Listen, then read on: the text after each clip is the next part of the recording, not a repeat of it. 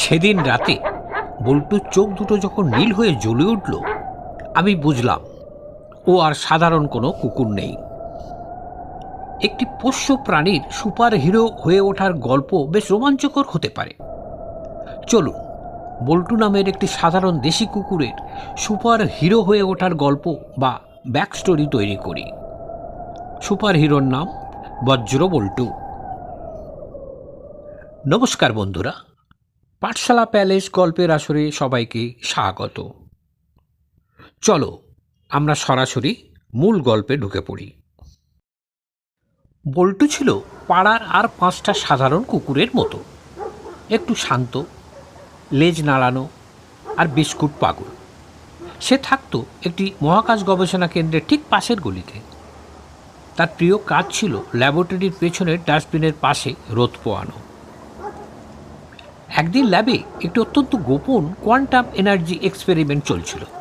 হঠাৎ একটি যান্ত্রিক ত্রুটির কারণে ল্যাবে ছোটোখাটো বিস্ফোরণ ঘটে এবং একটি নীল রঙের অদ্ভুত রশ্মি জানলা দিয়ে সোজা গিয়ে পড়ে বাইরে ঘুমিয়ে থাকা বল্টুর গায়ে।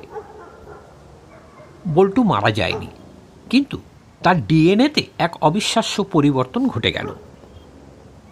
সেদিন রাতে বল্টু খেয়াল করলো তার কানে অনেক দূরের কথা পরিষ্কার শোনা যাচ্ছে, এমনকি 3 মাইল দূরের কোনো বিস্কুটের প্যাকেট খোলার শব্দ। সে যখন হাই তুলল, তার মুখ দিয়ে আগুনের বদলে হালকা নীল বিদ্যুৎ বা ইলেকট্রিক স্পার্ক বের হতে লাগলো। সে চোখের পলকে এক পাড়া থেকে অন্য পাড়ায় পৌঁছে যেতে পারে। সে ডাক দিলে শত্রু সাময়িকভাবে শক জমে যায়। সে মানুষের কথা বুঝতে পারে, বিশেষ করে কে তাকে আদর করবে আর কে তাকে তাড়িয়ে দেবে। এখন বল্টু আর সাধারণ কোনো কুকুর নয়, সে রাতের অন্ধকারে পাড়ার পাহারাদার। চোর ধরা, হারিয়ে যাওয়া বিড়ালছানাকে উদ্ধার করা কিংবা দুষ্টু মানুষদের হাত থেকে শিশুদের রক্ষা করাই তার কাজ। দিনে সে শান্ত বল্টু, কিন্তু রাতে সে বজ্র বল্টু। বল্টুর একমাত্র দুর্বলতা হলো পনিরের টুকরো।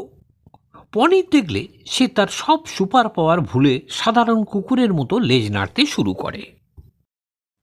কেমন লাগলো গল্পটা? ভালো লাগলে লাইক, কমেন্ট, শেয়ার করতে ভুলো না, আর সাবস্ক্রাইব করে পাশের ঘন্টাটা বাজিয়ে দিও।